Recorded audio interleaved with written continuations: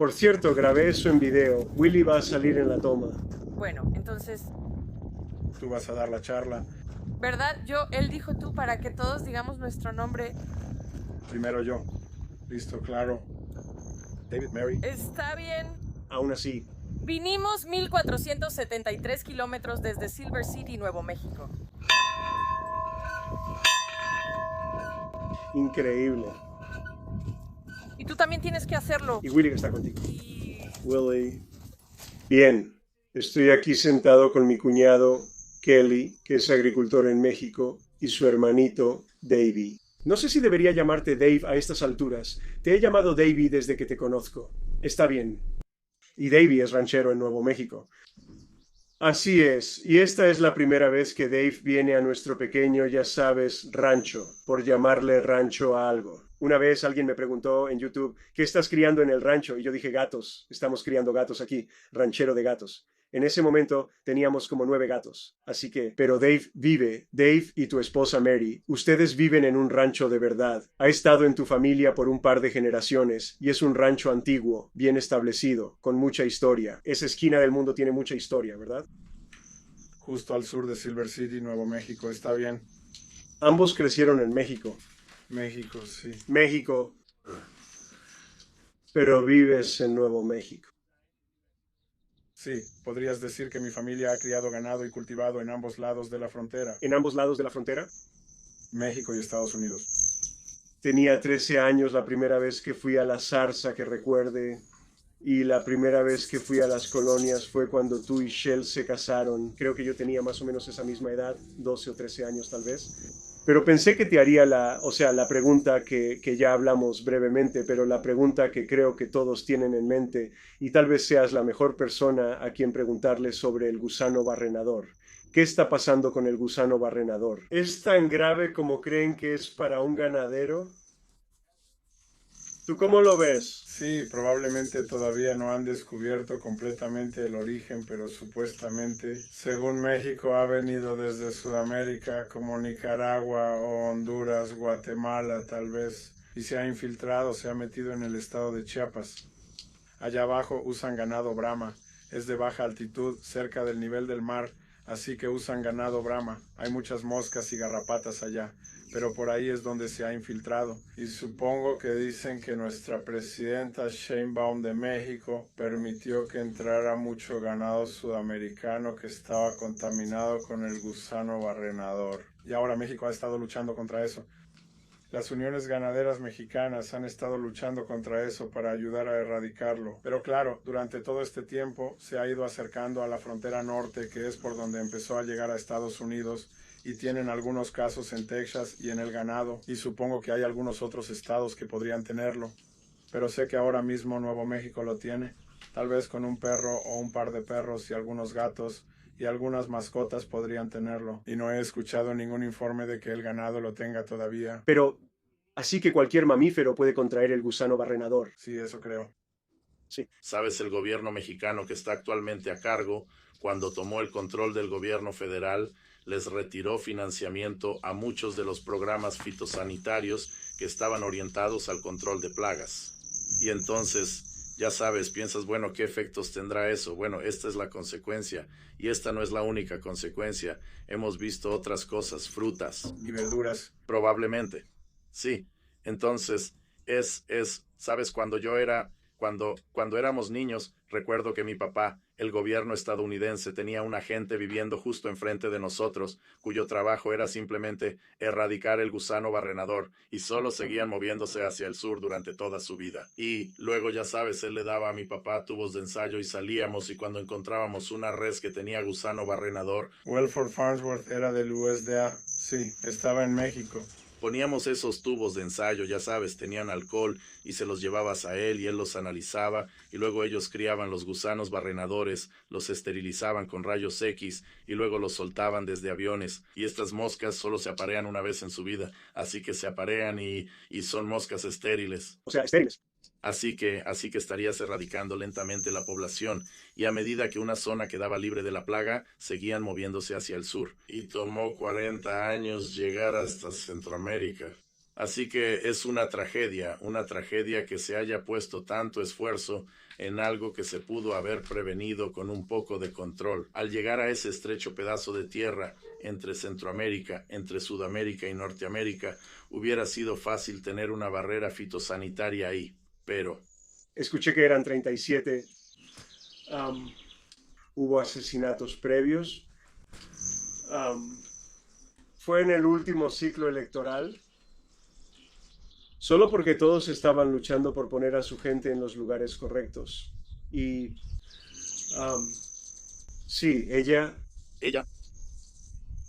es conservadora, ella dice ser conservadora o es liberal. No, ella es socialista. Socialista, interesante. Socialista. Y sí, ya sabes, hay mucho trasfondo oscuro en la política mexicana, con ciertas influencias tratando de asegurarse de que tengan a su candidato en una posición para proteger sus intereses. Lo diré así, de manera directa. Y sí, lo que sea necesario para que ese candidato sea elegido, si hay que eliminar al oponente, se elimina al oponente, lo que sea, ya sabes. Así que si no cooperas como candidato político, pasan cosas malas. Y creo que Donald Trump, ya sabes, el presidente aquí está muy consciente de eso. Y finalmente empezó a señalarlo en vez de hacer política y no decir realmente cuál es la realidad. Él está diciendo, ya sabes que hay un estado fallido allá abajo. Y eso está empezando a tener un efecto. Creo que, según entiendo, muchas de las cosas que estaban entrando a Estados Unidos y que estaban dañando a la sociedad se han desacelerado. Y creo que sí se está viendo un efecto, definitivamente. Y en el campo, ¿la economía se está desacelerando allá? Sí, el gobierno está sufriendo. Sí, la economía está lenta. La economía está lenta. Es solo que, ya sabes, una economía se construye sobre la industria privada. Es la gente la que genera empleos para la sociedad. Y cuando creas una división en la sociedad y dices que todos los que emplean gente son malos y todos los que son pobres son buenos, empiezas a crear algunas dificultades económicas. Y por eso las cosas no van tan bien como podrían allá. Es un país tan hermoso, tiene tantos recursos, la gente es trabajadora, son cálidos, son amigables, la gente mexicana es de las mejores personas del mundo, pero tienes que tener líderes que entiendan cómo manejar una economía y una sociedad para realmente hacer que un grupo prospere. Y yo simplemente no veo que ese haya sido el caso donde estamos. Entonces, tu presidente actual retiró fondos de programas que habrían prevenido el gusano barrenador. Sí, y tomaron todo ese dinero e hicieron estos, ya sabes, proyectos muy visibles que eran sus proyectos consentidos. Vamos a hacer un tren que cruce el país, vamos a hacer estas refinerías y todas estas cosas. Y estás gastando dinero en proyectos que realmente no producen, no generan riqueza. Son solo proyectos insignia que dicen, miren, ahí está, lo puedo poner y enseñárselo a todos para que vean qué maravilloso está todo. Pero la realidad es que esos fondos debieron haberse gastado en atención médica y muchas otras cosas allá. Si le preguntas a alguien, México tiene un sistema de salud socializado. Envías a un empleado al hospital, no hay medicinas, es realmente triste. Es triste porque todos están pagando por ello, pero el servicio no existe. Y esa fue una de las principales promesas de nuestro sistema político cuando estaban haciendo campaña, ya sabes, buscando votos. Sí, ya sabes, decían que íbamos a mejorar todo. El crimen no bajó, la economía no mejoró, el precio del combustible no bajó, las medicinas desaparecieron. Así que sentarnos aquí y decir que todo estaba funcionando de maravilla no es cierto. Ahora, no estoy diciendo que este partido sea 10 veces peor que los demás. Los partidos anteriores también han tenido sus propios problemas. Ya sabes, creo que la gente en México se cansa de escuchar que este tipo lo prometió y no funcionó. Tal vez este partido pueda hacerlo o el siguiente. Y entonces tal vez algo cambiaría, no pasó. ¿Y qué hay del precio del fertilizante, el precio del diésel? Todo está por las nubes, por ya sabes, la guerra con Irán, el estrecho de Hormuz bloqueado y el gas natural, que es de donde viene el fertilizante y muchos de los precios de la energía. El diésel siempre ha sido más caro en México comparado con Estados Unidos. Y últimamente, aunque aquí ha estado muy caro, sigue siendo más caro en México en este momento. Mientras hablamos. El diésel debería ser más barato. Se necesita menos para producir diésel que para producir gas natural. Bueno, somos un país productor de petróleo. México nacionalizó, ya sabes, nuestros pozos petroleros y luego se los quitó. Y con el entendimiento de que, ya sabes, nosotros como país seríamos dueños de las reservas de energía, pero lo único que vemos es una compañía petrolera fracasada. Pemex es una empresa fracasada, nunca obtiene ganancias, pierde dinero. Y entonces él dice, ¿por qué la industria privada aquí puede crear combustible y entregarlo al consumidor más barato de lo que podemos allá con una empresa supuestamente propiedad del gobierno? Al menos aquí hay competencia en cuanto a los precios del combustible, supongo, pero allá ha sido Pemex durante muchos años. ¿Y qué tal entonces este invierno arruinó alguno de tus cultivos o esta primavera arruinó alguno de tus cultivos de durazno o alguno de los sí? Este invierno fue muy inusual. ¿No lo encuentras ahí? Hay cosas en todos nuestros cultivos de frutas. No hubo suficientes horas de frío en el invierno para que se formara una cosecha. Así que, en el caso de los duraznos, los pequeños duraznos se quedaron de ese tamaño, nunca crecieron, nunca se desarrollaron. No nos levantamos ni una sola noche para proteger nuestros cultivos contra las heladas. Nunca en mi vida me había pasado eso, así que... ¿Y cuántos años lleva cultivando duraznos? 35. Y entonces uno piensa en eso. Él dice que el clima, los patrones climáticos están cambiando. Ya sabes, puede que la gente no quiera aceptar ese hecho, pero están cambiando. No creo que ese sea el argumento. Creo que el argumento es sí. Creo que cualquiera que observe los patrones climáticos debería notar que son impredecibles. Deberían ver los altibajos de las cosas. Pero parece que todo se está calentando. Tuvimos la temporada más seca, la menor cantidad de nieve que hemos tenido en 10 años, cuando el promedio de nevadas por aquí es de unas 100 pulgadas. Creo que tuvimos entre 36 y 40 pulgadas el año pasado. Y hemos tenido estas tormentas de lluvia, así que hemos podido mantener llenos todos los lagos de riego. Pero ya en muchos otros lugares de Idaho ya tienen restricciones con el agua de riego. Y pues...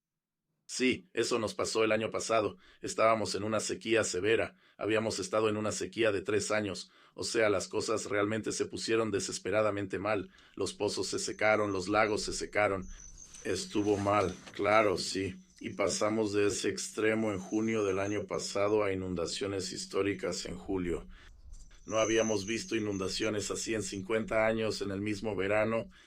Y él dice que las cosas están inestables. Básicamente... Yo digo que tuvieron como 2 inundaciones de esas que ocurren cada 200 años en un solo mes. Supongo que casi podrías decir que fue el verano pasado cuando el río bajó e inundó el pueblo 2 veces. Sí. Es el mismo verano. ¿Tuvieron suficiente lluvia el verano pasado? Tampoco tuvimos suficiente lluvia el verano pasado. No tuvimos lluvias torrenciales en Dallas Beach, pero en México estuvo bastante seco el verano pasado y este año sigue seco.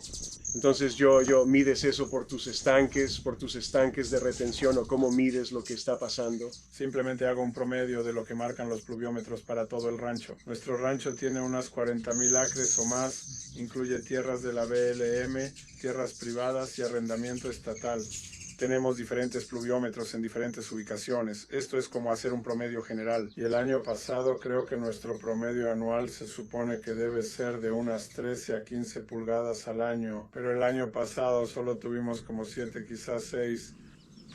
Recuerdo que cuando era niño solían decir que necesitabas unos 200 acres por vaca, 250 acres por vaca. Ni siquiera sé si los rancheros realmente piensan así, pero ¿cuál crees que es la proporción real de tierra necesaria para alimentar a una vaca? En Nuevo México, en los desiertos, probablemente sería igual en los desiertos chihuahuenses, pero probablemente necesitarías alrededor de entre unas 45 y quizás 55 o 60 acres por vaca. Así que no es tan alto como pensé. Sí, está bien. En los desiertos. Pero cuéntales cómo es allá en el este de Texas.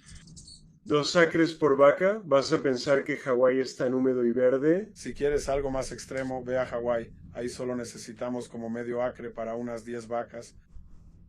Es un mundo diferente en distintas partes. Tal vez el niño que supuestamente está pronosticado convierta nuestro desierto en un clima tropical en nuestro desierto. ¿Qué es el niño? Escucho a todos hablar de que este año es un año del niño, pero ¿qué es realmente? Bueno, Supongo, o sea, no soy, ya sabes, bueno, obviamente alguien que conozca todas las técnicas, es la temperatura del océano. ¿verdad? La temperatura del océano se calienta en el Pacífico y eso crea más lluvia en ciertas áreas. Se vuelve más frío de lo normal en una zona del océano y más caliente o cálido de lo normal en otra zona del océano y luego cambian de lugar. Lo que lleva a sistemas de tormentas. O la ausencia de sistemas de tormentas. Donde estamos ubicados en el mapa, eso es lo que crea nuestra temporada de monzones. Usualmente. Escuché que es en agosto. Septiembre, bueno, julio y agosto. Hace 1 o 2 meses escuché un podcast, creo que era Tucker Carlson o alguien así. Tenía a uno de esos economistas de talla mundial, olvido el nombre del tipo que invita de vez en cuando. Y hablaban sobre la última vez que un año del niño coincidió con un momento en que ya había tanto estrés en la economía. No recuerdo cuándo fue. Fue en los 90 o en los 80, algo así. Económicamente hubo un efecto acumulativo. Es algo en lo que nunca había pensado, y ni siquiera sé cómo están relacionados, pero de todos modos recuerdo que él dijo que este año es un año del niño, y tenemos todas estas cosas locas pasando con Irán, Israel y Ucrania. Quiero decir, las cosas se están intensificando otra vez ahora mismo con Rusia y Ucrania. Supongo que las cosas se están poniendo bastante serias. Y entonces el panorama para la agricultura, como que todavía no he comprado mi heno para los venados. Normalmente compro entre 300 y 500 pacas. Y ahora ya tengo 25 venados. Y para sentirme tranquilo hasta el próximo verano, quiero tener al menos entre 400 y 500 pacas. Y estoy nervioso porque ya llamé a mi proveedor de heno. Y él me dijo, sí, pero alguien acaba de venir y compró todo lo que yo les vendería. El precio de la alfalfa donde vivimos ha bajado. Sí, así es. La mayoría de los agricultores que cultivaban alfalfa están realmente desanimados. Me pregunto por qué. Bueno, Tienen una sobreoferta menor en nuestra área. en nuestra área en particular, mucha de esa alfalfa que compramos la compran los rancheros. Por lo general, son las granjas lecheras las que la compran. Esa es como nuestra competencia en cuanto a los rancheros que necesitan heno, pero las lecherías compran la mayor parte del heno. Y muchas lecherías han cerrado, lo sé, como en nuestra área en particular, por la zona de Las Cruces, Nuevo México y el sur de Nuevo México. Las granjas lecheras han cerrado, algunas de ellas lo han hecho. Y así que este año es más fácil comprar heno más barato en esta época del año. Tengo gente que me llama todo el tiempo ofreciéndome heno. Normalmente ni siquiera tienen heno para vender en esta época del año para las vacas. Pero claro, nosotros usamos nuestro heno de manera diferente a como lo hacen las granjas lecheras. Creo que sí hay heno de buena calidad por aquí, si es heno para caballos como le gusta llamarlo a la gente. Creo que lo están enviando fuera de aquí. No se queda por aquí, sí. Ese tipo de heno seguramente se va. Fuera del heno, creo que también tienes cultivos sustitutos, ya sabes, que son cultivos forrajeros como el maíz. A veces el precio del maíz se mueve en una dirección y eso hace que el heno se mueva en la otra, porque pueden sustituirse. Y creo que ahora la gente se ha movido un poco hacia los granos para ver dónde puede haber un excedente de heno. Claro. Kid, pensé que criabas venados por aquí. Tienes más colibríes aquí que sí. Todo el ruido de fondo, supongo que lo necesito. Eso también. Necesito darle un poco a los colibríes. O sea, wow, están aterrizando en la cámara. ¿Sí? En serio, no lo vi. ¿Aterrizan en la cámara? A esta hora del día, llegan como una avalancha. Y si se acerca una tormenta, llegan justo antes. Y estarán. Santuario de colibríes aquí, ¿qué tienes? Y todos son de diferentes colores y formas, y es realmente interesante. Este año han llegado aves que nunca antes habíamos visto. No solo colibríes, sino que también han empezado a llegar otras aves. Entonces, la perspectiva sobre la carne de res, ya sabes, nosotros compramos nuestra carne de res del hermano menor de mi esposa. Él tiene una pequeña granja aquí cerca. ¿Qué queda de la granja de su abuelo? Él solo tiene unas pocas cientos de acres que cultiva y 25 en las que vive. Y él tiene otro trabajo, trabaja durante el día y luego trata de mantener la granja familiar en funcionamiento. Así que nosotros simplemente le compramos directamente a él, ya sea media res, una res entera o lo que sea. Pero parece que el precio de la carne de res en la tienda es el más alto que he visto en mi vida. Pero parece que incluso ahora mismo en las subastas. Bien, antes, cuando recién me mudé aquí, podías ir a comprar una vaca lechera. La mitad de las veces, el lechero simplemente te las regalaba, pero como mucho, costaban $25, $35. No puedes, esos días también se acabaron. Es como vas a la subasta y una vaca que debería costar menos de $100, una vaca de $600. Así que todo es una vaca con becerro. Si es una vaca con becerro, $3,000. ¿Sabes? Entonces, ¿es este simplemente el futuro? ¿El precio de la carne de res solo va a seguir subiendo? ¿Y el ranchero se beneficia? ¿O son los corrales de engorda? ¿Y son los intermediarios los que están ganando todo este dinero? ¿O es el ranchero? No estoy seguro de lo que está pasando en México en este momento. Sé que no están enviando para acá. Iba a decir que la frontera está cerrada. La frontera está cerrada por el problema del gusano barrenador. Ya estaban cerradas incluso antes de que supiéramos que el problema del gusano barrenador iba a estar cerca de la frontera de Estados Unidos viniendo de México. Han sido cerradas, pero lo interesante es que yo tampoco lo puedo entender, pero normalmente ves cómo cambian los mercados cuando el precio de la carne de res es más alto, por supuesto, como productor ganadero. Eso es una buena noticia para mí. Sabes, no son tan buenas noticias para la gente que va al supermercado. Pero lo interesante de seguir los mercados es que cada vez que tienes un alto costo en el combustible, recuerdo hace 5 o 6 años, cuando no voy a nombrar al partido político que estaba en el poder, pero el precio del combustible era realmente alto. Bueno, el precio del ganado bajó muchísimo durante ese tiempo. Y eso tiene que ver con el precio del combustible. Cada vez que el diésel sube, el precio del ganado baja. Pero este año ha sido justo lo contrario. Es difícil juzgar los mercados. Pero una cosa, no hay mucho ganado en Estados Unidos, así que hay mucha demanda de ganado en este momento. Muchos ranchos han cerrado, muchas granjas familiares se han vendido, las han convertido en fraccionamientos. No hay tanto ganado en Estados Unidos en este momento, según lo que he leído. Creo que tenemos la cantidad de vacas. La población de vacas es la más baja desde 1970, iba a decir. Acabo de escuchar eso. En Estados Unidos, lo cual es dramático. La población en Estados Unidos probablemente se ha duplicado al menos, tal vez incluso triplicado en algunos casos en comparación con la población de vacas. O sea que no es el mercado de vacas, sino la población de vacas. Así que no hay tantas vacas para alimentar a la gente. Entonces, lo que también ha sido interesante, siguiendo los mercados, recuerdo también en aquellos días cuando teníamos otras guerras en curso. Cada vez que hay una guerra, el precio de la carne de res baja, ya sabes, como todo lo demás baja. El precio del combustible sube, el precio de la carne de res baja. Este año ni siquiera importa. Fui a la subasta en la Junta Colorado, la subasta de ganado de invierno. Ahí es donde comercializamos mucho de nuestro ganado. Fui allá y estaba preocupado porque la guerra de Irak, la guerra con Irán, apenas estaba comenzando. Nos estábamos preparando para vender algunos de nuestros becerros de engorda que estaban allá, y el subastador me dijo que ni siquiera me preocupara por eso. Y adivina qué, nuestro ganado se vendió a mejor precio que en las semanas y meses anteriores. Subieron en vez de bajar de precio. Con la guerra, el alto costo del combustible, estamos en un mercado alcista. No es por presumir, pero estamos en un mercado alcista para los productores que quieren obtener un buen precio por el ganado. Pero ha sido interesante porque creo que tiene mucho que ver con la demanda de carne de res. Todos quieren comer carne de res. Sabes, Heath, te voy a decir qué tan mal ha estado. Ya ni siquiera puedo ir a la casa de Dave y conseguir una hamburguesa. Prefiere venderla que dársela a su propia familia. Le cobro por su hamburguesa. Te voy a dar un poco de bebida. Creo que tengo un poco de cerveza ahí adentro. Te la doy antes de que te vayas. El mercado de la carne de res por aquí. Supongo que solo me baso en nuestras subastas de por aquí. Si es una vaca de carne, si es una verdadera vaca de carne, o sea, vale mucho dinero. Yo diría que es el precio más alto que ha habido para estos rancheros de por aquí. Y lo entiendo. Vacas viejas, el mercado de vacas viejas, lo que yo llamo ganado de descarte, como vacas de las que probablemente te vas a deshacer de todos modos por la edad. Probablemente aumentaron de valor incluso más que el ganado de primera, como los becerros, los añojos, que van a los corrales de engorda. El ganado viejo probablemente ha aumentado aún más que ellos. Piensas que el ganado joven, los becerros, son caros, pero las vacas viejas que salen también lo son. Incluso las vacas viejas están yendo a los corrales de engorda. Vacas viejas. Recuerdo que hace unos años las mandabas a la subasta. Te daban $700 o quizá $800 si tenías mucha suerte. Hoy en día te dan $2,500 por una vaca vieja que tiene 12, 10, 12, 13 años. Solo por el peso, porque la van a convertir en carne para hamburguesa o...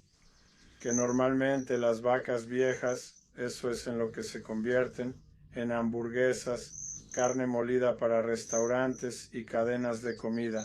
Bueno, ¿no era el buen McDonald's del que solías decirme que hay una razón por la que no está aprobado por el USDA? No diremos qué cadenas lo compran, pero sí, hay muchas vacas viejas que terminan en algunas de esas hamburguesas baratas. Sí, ahí es donde el ganado más viejo termina, en tu hamburguesa, en los restaurantes locales de hamburguesas. No vas a mencionar sus nombres, pero probablemente sabes de quiénes hablo. Pero entonces algo pasó en allá abajo donde ustedes se están quedando, por esa zona donde tienen las cerezas. Allá al sur de Salt Lake no hay cultivos de cereza. Y no fue, supongo, porque se calentó muy rápido y luego se heló 2 veces. Y una de las entrevistas que escuché fue con un productor de cerezas que dijo que esto nunca había pasado antes en su carrera como productor de cerezas, donde no hay cerezas. probablemente no se polinizaron las flores. Pero no lo hicieron. Pero no tuvo nada que ver con eso. Bueno, ¿Qué pasó? ¿Qué pasa si tienes una primavera cálida? Las flores se abren. y luego la helada. Necesitaban acumular frío como lo hacen los duraznos. Necesitaban tener frío. No creo que ese haya sido el problema aquí arriba. Sí tuvieron suficiente frío, pero entiendo que tuvieron una... Temperatura lo suficientemente cálida. Y todas las flores se abrieron temprano. Y luego, ¡bam! Después de eso vinieron 2 heladas más. Necesita calentarse gradualmente. Eso eliminó todas las heladas fuertes. Sí. Tiró todas las flores. Sí, fue malo. Y normalmente hay algo, pero un agricultor en particular que estaba por ahí, creo que estaba en American Fork o en algún lugar por esa zona, él dijo que esta es la única vez que no tendrán una cosecha para vender en su granja. Eso es una locura. Entonces, ¿qué hace una granja cuando pasa algo así? ¿Esas cosechas están aseguradas? A veces pueden tener seguro. Pueden tenerlo, sí. Pero eso es caro, eso es la ruina para algunas granjas. Sabes, no puedes. Las granjas de por sí siempre operan con márgenes muy bajos. Quiero decir, no hay grandes márgenes en la agricultura, a menos que seas una granja corporativa que cultiva miles y miles de acres, de quizá un cultivo que realmente tenga buenos márgenes. Pero, ya sabes, un cultivo de frutas así, eso duele. Quiero decir, me dan mucha pena esos productores. Eso no está bien. Este año están teniendo una zona de mucho calor allá en Washington por el Niño. En lugar de llover allá se va a poner seco y caluroso. Así que las manzanas no se van a ver muy bien este año. No creo que sus cosechas sean supongo, no serán de tan buena calidad como lo han sido en el pasado. Producen una manzana hermosa, pero no sé cómo será este año. Entonces, ¿qué es? Entonces, de nuevo, cuando me mudé aquí hace 11 años, todavía quedaban unas cuantas lecherías pequeñas, pero ahora casi no queda ninguna. Las únicas lecherías pequeñas hay algunas lecherías orgánicas. De hecho, le vendí una de mis cuatrimotos a un tipo el otro día, y él tiene una pequeña lechería orgánica. En el lado orgánico, creo que el precio, sea cual sea la asociación o como se llame al que pertenecen, es lo suficientemente alto como para que reciban mucho más por la grasa butírica de lo que normalmente recibirían. Creo que era como 4 veces más alto de lo que era antes. Y él dijo que eso fue lo que salvó su pequeña lechería. Ya sabes. ¿Está involucrada la IA? ¿Está involucrado ChatGPT? No, ChatGPT no puede ordeñar una vaca, no puede alimentar a una persona. Así que hay algunas industrias que son de alguna manera más o menos inmunes a la IA, pero ya sabes, hoy en día una lechería, si no tienes, lo escucho de mis amigos lecheros, si no tienes mínimo de 200 a 300 vacas para apenas salir tablas, ni siquiera lo logras, y eso es solo para salir tablas. Y estos tipos están ordeñando 10,000 vacas en establos automatizados. Y es que, ya sabes, así es como toda la industria se consolida, se hace más grande y recorta los márgenes, y los pequeños simplemente terminan ahogándose.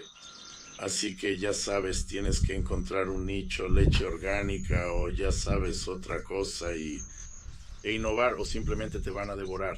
No puedes pelear esa batalla para siempre y ganar. Cache Valley solía ser, todavía es, una gran parte de eso es el queso, la producción de queso. Sí, la capital del queso, pero es como que hay 3 grandes. Había, ya sabes, antes todos tenían queso. Algún tipo de queso, cuajada de queso, todo eso. Y parece que todo eso, los pequeños productores simplemente están desapareciendo, se está vendiendo la tierra. La tierra es demasiado valiosa, casi parece que simplemente es demasiado valiosa. Vi algo, tenemos un amigo aquí cerca que tiene una granja en Nebraska. Y, por ejemplo, una de las granjas cercanas se vendió por algo así como $35,000 por acre. Y a ese precio, la gente que está llegando a comprarla, que ni siquiera sabía quién la estaba comprando, ni siquiera estaba seguro si alguna corporación la estaba comprando. Pero a ese precio no se gana dinero durante años y años sembrando los mismos cultivos. Y entonces hay una parte de mí que piensa, ya sabes, no quiero sonar paranoico, pero hay una parte de mí que piensa, ¿están tratando de deshacerse de las pequeñas granjas? ¿Están tratando de deshacerse de las pequeñas granjas familiares?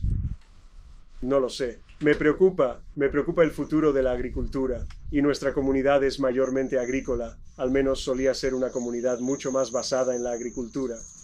Y parece que es más difícil, y hablamos de esto antes, es cada vez más y más difícil para la siguiente generación quedarse en la granja.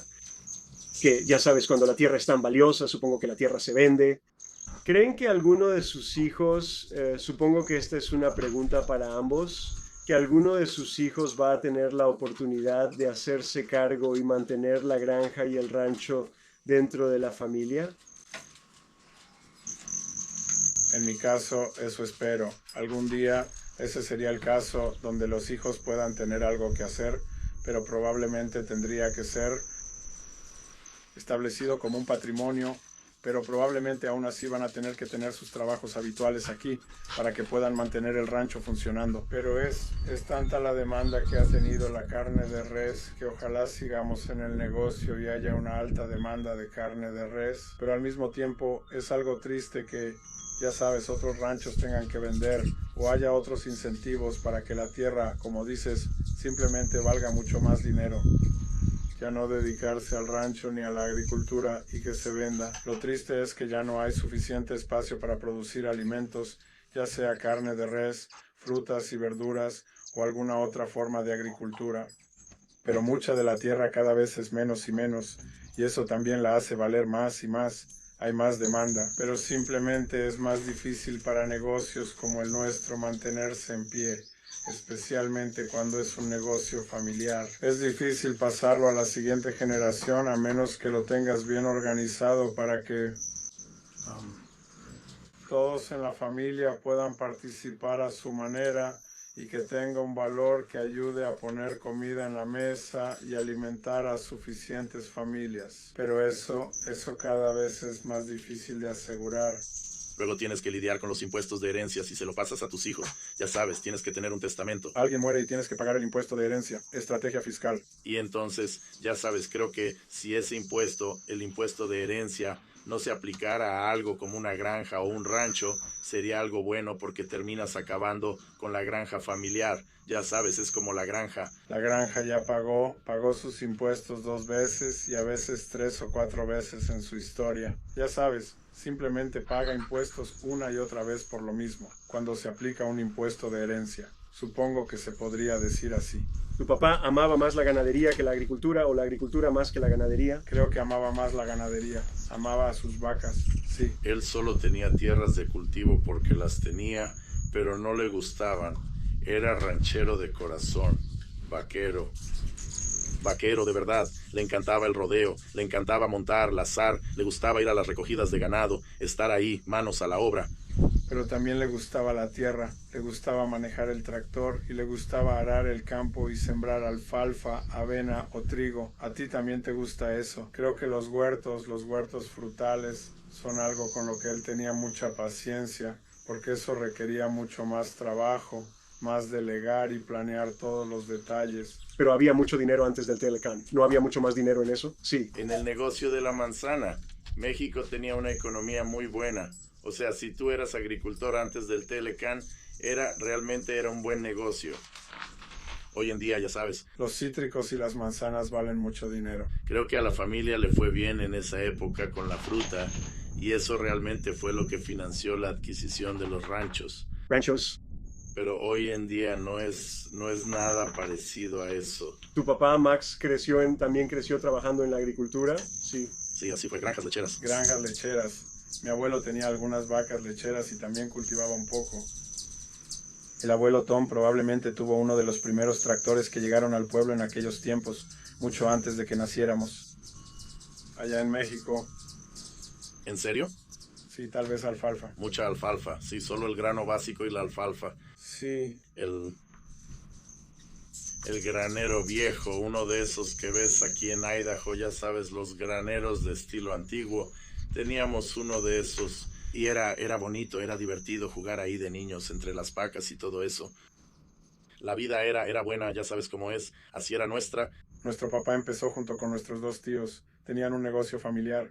Lo manejaron juntos durante 20 años. Un hermano se encargaba de los ranchos ganaderos, que era nuestro papá, Max. Y luego los otros 2 tíos, Ron y Ernesto, Uno se encargaba del huerto y el otro de las granjas, y juntos manejaban los negocios familiares. Y todos crecimos más o menos así con nuestros primos. Usualmente decían, los hijos de mi tío van a trabajar con mi papá y nosotros vamos a trabajar con nuestro tío porque siempre obedecíamos mejor. No ibas a trabajar con tu papá, tenías que ir a trabajar con tu tío. Siempre le contestas a tu papá, pero no le contestas a tu tío. No podías llegar tarde al trabajo. Tenías que llegar a tiempo si era con tu tío. De lo contrario. Sí. Supongo que tu papá era mayor. Nuestros papás son un poco más indulgentes. Tu papá y tus tíos eran cercanos. Ustedes también son muy unidos. Eso gira mucho en torno a la familia. Sí, ellos crecieron en una familia muy unida.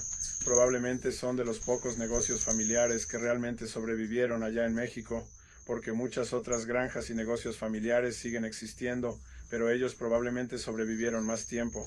Los hermanos Jones, nuestro papá y nuestros dos tíos. Ellos trabajaron juntos toda su vida hasta que sus hijos empezaron a crecer. Y luego ya sabes cómo ayudo a mi hijo a entrar en este negocio cuando estoy en sociedad con mis hermanos. Así que llegó un punto en el que él dijo que es mejor que cada quien se encargue de su familia y luego ellos lo dividen. Y mi papá se enfocó principalmente, sus bienes eran ranchos. Y así, ya sabes, así es más o menos como ha estado la familia. ¿Hay una mejor manera de que un niño crezca que aprendiendo la ética del trabajo?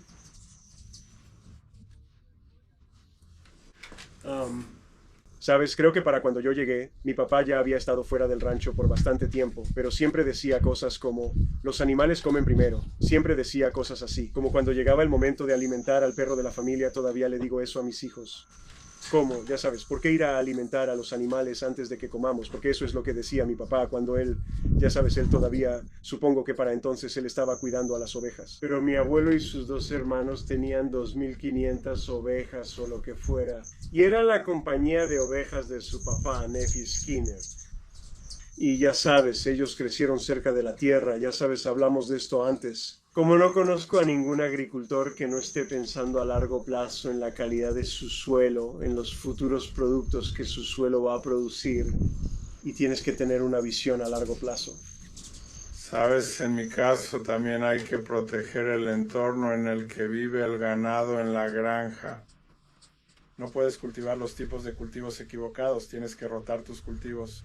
En los ranchos de ganado tienes que rotar los pastizales para las vacas, no puedes sobrepastorearlos, así que tienes que proteger la tierra y asegurarte de que haya agua. Y la tierra alimenta a tu familia y tú tienes que alimentar la tierra, ¿sabes? Quieres que esté sana, quieres que tenga toda la materia orgánica y la ecología que acompaña a la tierra. Es básicamente un sistema digestivo, la tierra. No lo piensas de esa manera, pero necesitas tener un buen conjunto de cosas funcionando. Pero preguntaste sobre criar niños en ese entorno. Sí, sabes, la agricultura es difícil, es un trabajo duro. Ya sabes, pero le enseña a tu hijo que puede hacer cosas difíciles.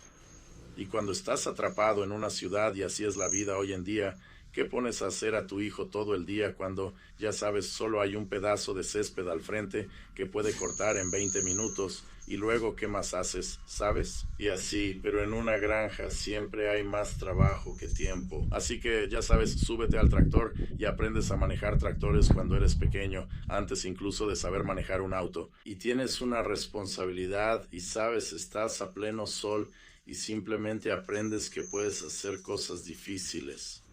Y creo que ese es el reto del mundo de hoy. Se ha vuelto demasiado fácil y la gente ya no puede desarrollar carácter como solían hacerlo en los viejos tiempos. Sabes, es simplemente la naturaleza de la sociedad, ¿verdad? No es una crítica a nadie, pero simplemente es difícil criar hijos hoy en día en un entorno urbano. También hay un aspecto del fracaso que siempre tienes de frente. Siembras un cultivo. Así, de frente, sí. Siembras un cultivo y tienes fe en que vas a recibir la lluvia que necesitas para que ese cultivo salga de la tierra o en que no se va a congelar. No sé cuántas veces recuerdo de niño, mientras crecía, hablar sobre las heladas que ocurrían allá abajo.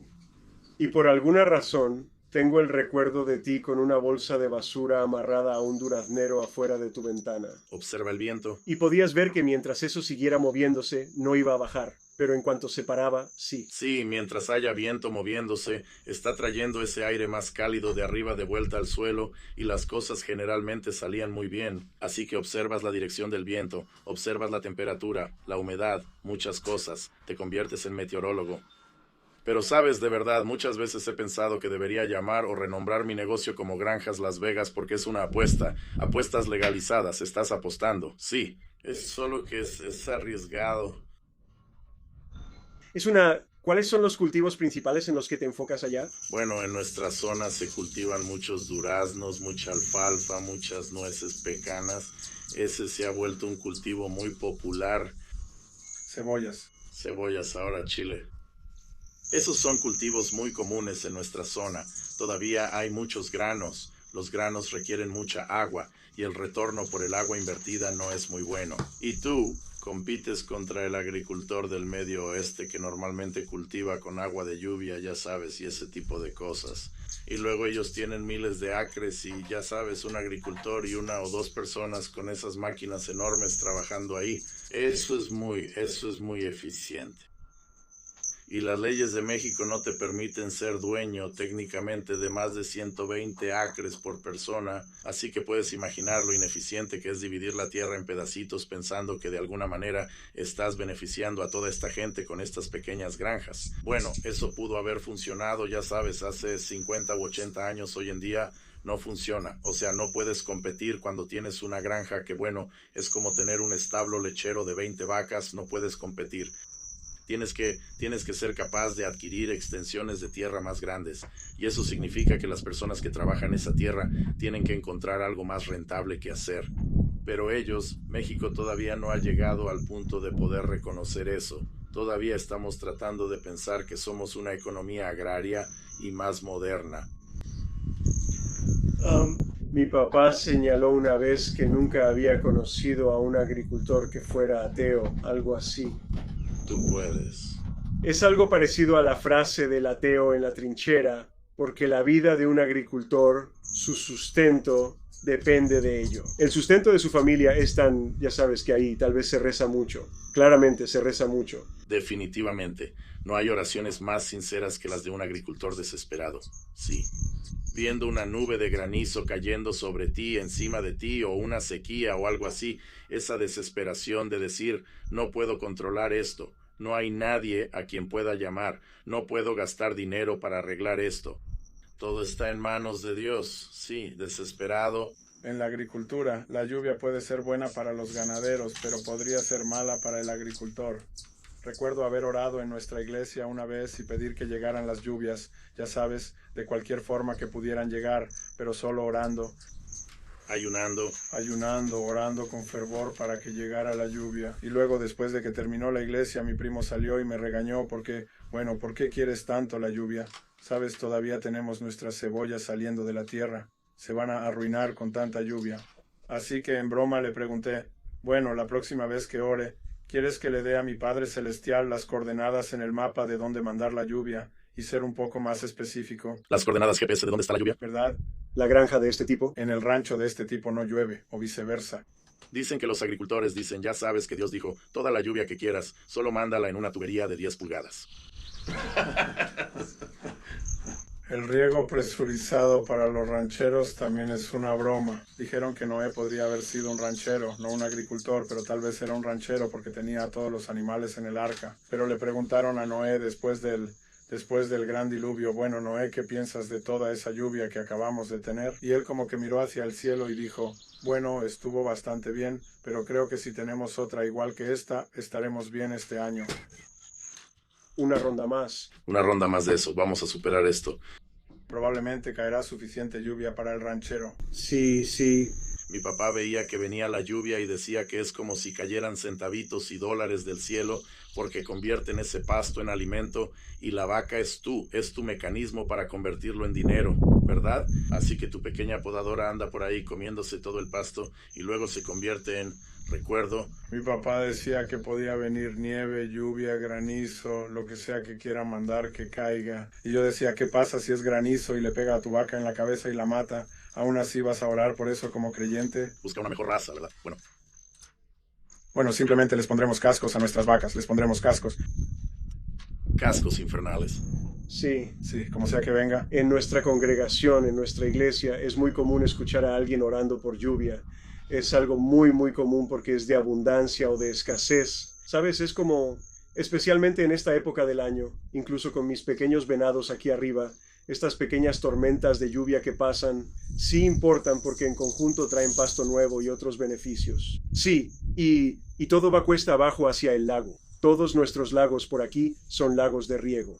Son lagos artificiales que se usan para irrigar. Y nosotros, como dije antes, los lagos han podido mantenerse lo suficientemente llenos como para que no hayan tenido que preocuparse demasiado por eso. Ahora la presión está puesta al crecer aquí para ver esos lagos. Eso está genial. Me contaron una historia.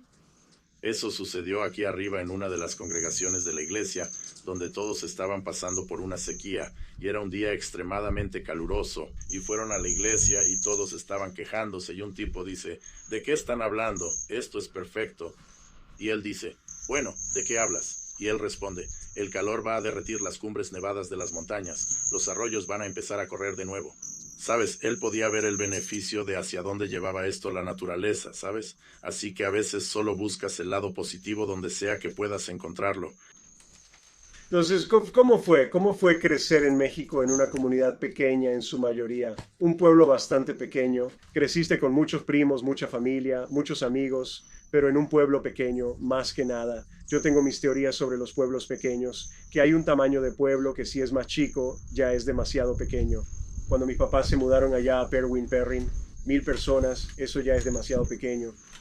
Pero creo que entre 5 y 15,000 habitantes, ese es el rango. Pero ¿cómo fue crecer allá en México? Dave te lo contará. Bueno, es un pueblo pequeño, así que todos se conocen.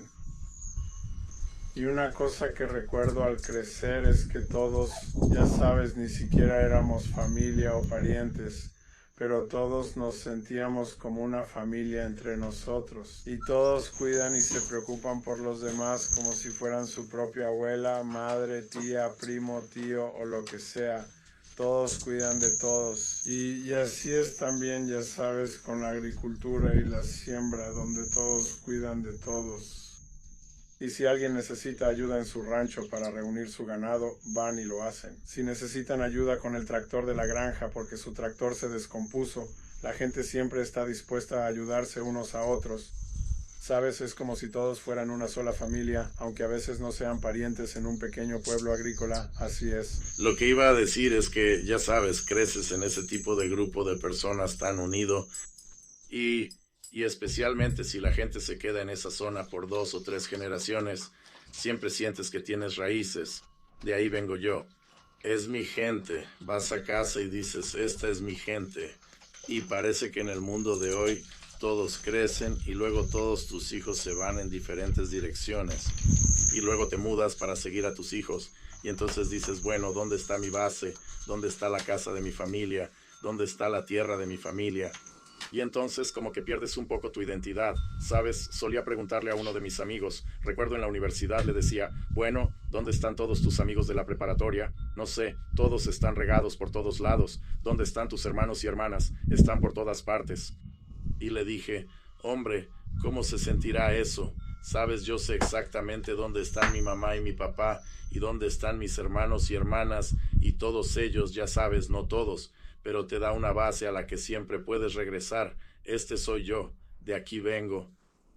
Y eso, no sé, es bueno para tu salud emocional. Nuestros padres vivieron en esa casa allá en Mesa durante 37 años, creo. Deberían haberse mudado, pero no lo hicieron. Ese siempre fue su hogar.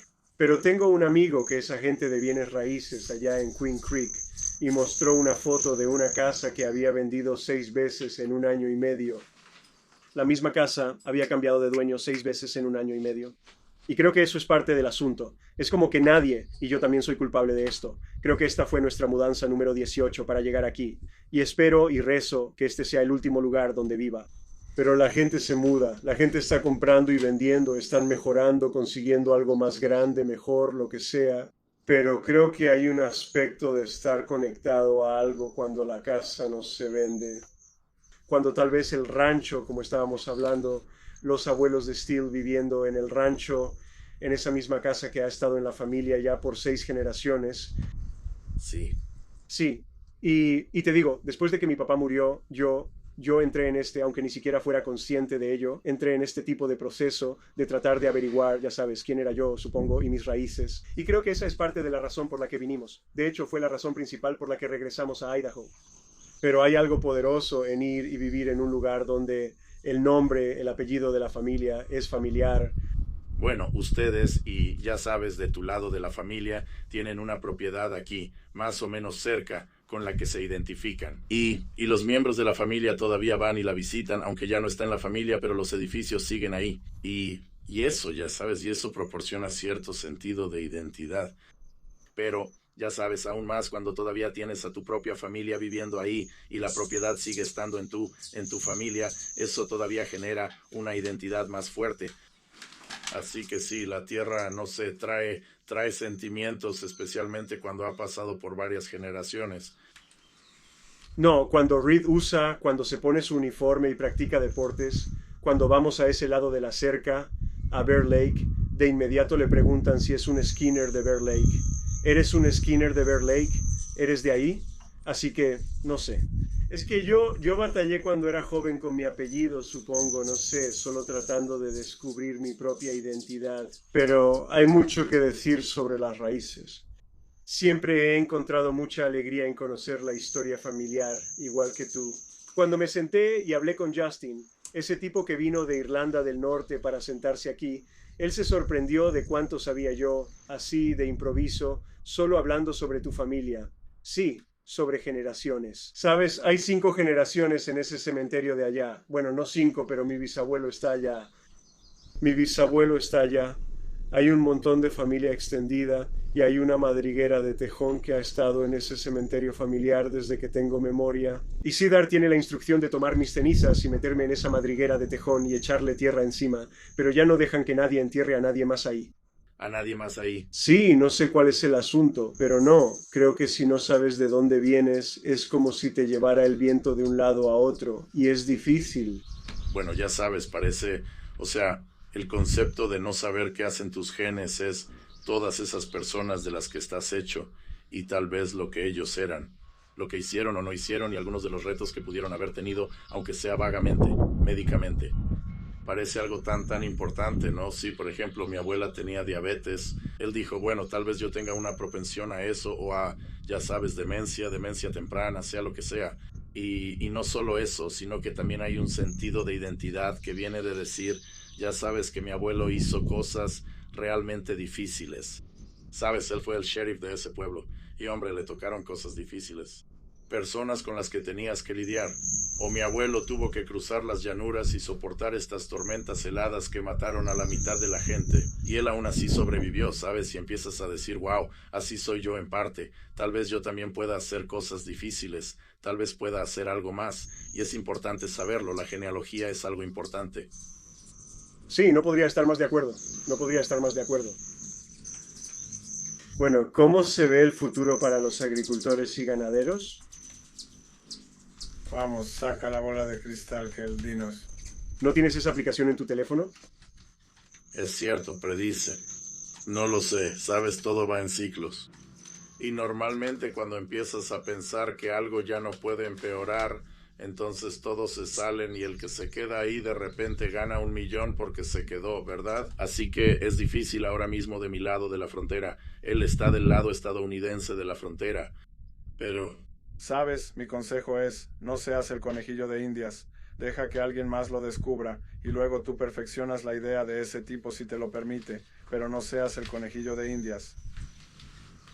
Yo he sido el conejillo de Indias. No crezcas demasiado rápido, empieza de manera conservadora. Bueno, hay un gran movimiento. Creo que durante el COVID, ya sabes, hubo un gran movimiento. Eso fue cuando Rogan le estaba preguntando a Taylor Sheridan. Fue cuando salió esa serie de Yellowstone. ¿Por qué de repente todos querían mudarse al campo y ser vaqueros y trabajar con sus manos y hacer todas estas cosas que la gente ha estado haciendo por generaciones, sabes? Y creo que es un trabajo satisfactorio. Continúa, Willy. Es un trabajo satisfactorio. Continúa. Estás moviendo la cámara y lo hiciste de nuevo. Es un trabajo satisfactorio hacer algo que tiene ese valor. Creo que tengo esta teoría de que la creación, ya sea agricultura, ya sea, ya sabes, ya sea ser plomero, yo no. Creo que hay muchas formas diferentes de creación, pero creo que esa es una de las más afortunadas. Si puedes hacer eso para ganarte la vida, crear algo, especialmente si otras personas se benefician de ello, entonces es una de las formas más satisfactorias de ganarse la vida. Aunque siempre dicen que hay tres profesiones fundamentales que son nobles. Son enseñar, alimentar y sanar. Claro, correcto. Así que si estás en alguno de esos negocios, hay una gran necesidad de eso en el mundo. Todo lo demás empieza a volverse solo cuestión de dinero. Sí. Sí, así es. Mientras más envejezco, más me doy cuenta de que vivir una vida plena probablemente es más importante que vivir una vida, no lo sé. Sí, hay calidad de vida y no siempre se encuentra, ya sabes, nadando en dinero. Sí, sabes, a veces vives aquí arriba esta vida sencilla y la calidad de vida de sentir el aire fresco en el pelo, tener animales con los que convivir y cosas que hacer todos los días. Hombre, eso es lo mejor que hay, ya sabes. Mientras puedas pagar las cuentas y tener algo de comida en la mesa, todo lo demás es solo extra, claro. Una vez la abuela de Siddharth, ella tenía 90 y tantos años, y cuando mi cuñado estaba estudiando para ser dentista y luego cirujano oral, le pregunté a ella si debería regresar a la universidad y considerar hacer otra cosa. Y yo era plomero, apenas estaba empezando a ser plomero en ese momento.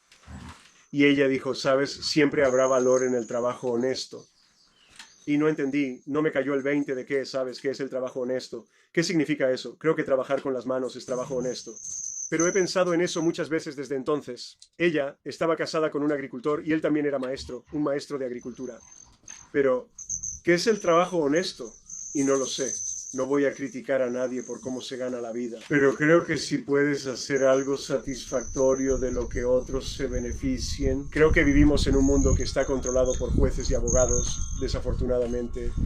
Y no sé si no hay mucha creación ocurriendo en esos momentos. Y siento que sí, de todos modos. ¿Algún comentario final del agricultor y del ganadero? No pierdas la esperanza. Mantén la fe. Mantén la fe. Las cosas van a mejorar. Yo solo iba a decir que crecer en una granja o en un rancho, en ese tipo de ambiente, simplemente te enseña a mirar hacia el futuro y a ser observador y ser independiente. Claro, y aprender a hacer las cosas por tu cuenta con tus propias manos, pero simplemente ser observador de las cosas. Y eso te enseña mucho sobre la vida, cómo planear, especialmente cuando estás tratando con la madre naturaleza. Y si vas a tener una buena cosecha o una mala cosecha, pero simplemente ser observador y aprender a ser independiente para resolver tus propios problemas. ¿Eres optimista? Creo que sí lo soy, pienso que sí lo soy. Por un lado creo que podremos seguir criando ganado de carne y aún así generar ingresos para nuestra familia. Solo tienes que, como decía, ser observador, ver lo que hacen los demás, aprender de sus errores, ser humilde. No creas que lo sabes todo. Y simplemente año tras año sigue adelante, sigue adelante. A partir de eso. Y creo que tendrás algo de éxito y simplemente no trates de crecer demasiado rápido y siempre sé humilde y conservador. ¿Eres optimista sobre el mundo en el que vivimos? En general probablemente no soy muy optimista, pero para mi propio mundo supongo en el que vivo creo que sí soy optimista. Creo que un buen resumen podría ser: sé un administrador sabio de los recursos que controlas, ya sea tu hogar, tu familia, lo que sea, porque a veces queremos ser administradores descuidados y aún así tener buenos resultados. Y dices, ya sabes, solo averigua qué tienes y cómo cuidar lo mejor posible lo que tienes. Solo siente orgullo por lo que tienes y lo que haces y limpia tu desorden. Mantén las cosas limpias todo el tiempo.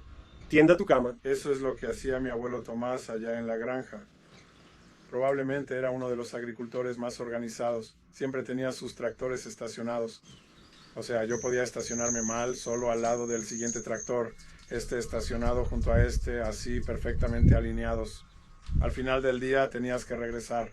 Bueno, yo no conocía a mi abuelo Tom, pero así es como trabajan mis tíos y mi papá también. No podías simplemente dejar el tractor estacionado en medio del corral. Tenías que echarlo en reversa hasta la pared del granero y tenía que estar estacionado exactamente en el mismo lugar. Cuando entrabas al taller donde estaban las herramientas, todas estaban colgadas exactamente en su lugar. No podías dejar las herramientas tiradas, tenías que mantener todo en orden. Había un dicho que el abuelo solía decirle a mi papá y a mi tío. Él tenía TOC, lo cual creo que muchos En la familia saben, hay un lugar para todo y todo tiene su lugar. Así que él dice, ya sabes, no hay razón para que lo pongas allá cuando sabes cuál es su lugar. Yo no recuerdo con quién nos quedamos. Nos quedamos cuando ustedes se casaron. Tal vez me quedé en casa de Ron. No recuerdo de quién era la casa, estaba más abajo por la calle. Recuerdo que desayunamos una mañana y yo, otra vez, tenía como 13 años y él dice, toma todo lo que quieras. Pero cómete lo que agarres. Ese era el tío Mariner. Sí. Él decía, tus ojos son más grandes que tu estómago. Sí, como Ben decía, más te vale no dejar nada en el plato cuando terminemos de desayunar. Ese era el tío Mariner. No desperdicies. No seas derrochador. Hay mucha sabiduría en eso, tío. Bueno, gracias a ustedes por tomarse unos minutos. Tenemos que llevar a Dave y Mary a tocar la campana. ¿Qué tan lejos está de aquí al rancho? Silver City. Probablemente a unas 850 millas. Tal vez desde aquí, Kel. Probablemente sí, 900. 850, 900 millas. Está bien, vamos a decir eso. Vamos a hacer que ustedes lo digan cuando toquemos la campana allá. Eso cuenta todos los volantazos cuando te estás quedando dormido, Dave. No lo sé. Supongo que estoy tomando el camino equivocado. Bueno, yo también los aprecio, siempre los he admirado a ambos. Gracias por recibirnos. Steve, tienes un lugar maravilloso aquí. Estamos impresionados por todo lo que has hecho con tus propias manos. Has construido toda esta operación. Eso es increíble. Es un lugar divertido, sí. No mires demasiado de cerca. Es un oasis. Bueno, necesito venir y cazar mapaches en la loma vieja. Hazlo. Lleva a tu perra de casa allá. A ver si sabe cómo hacerlo. Si tienes perros para cazar mapaches, Ella vendrá a cazar. Perros para cazar mapaches. Ahí lo tienes.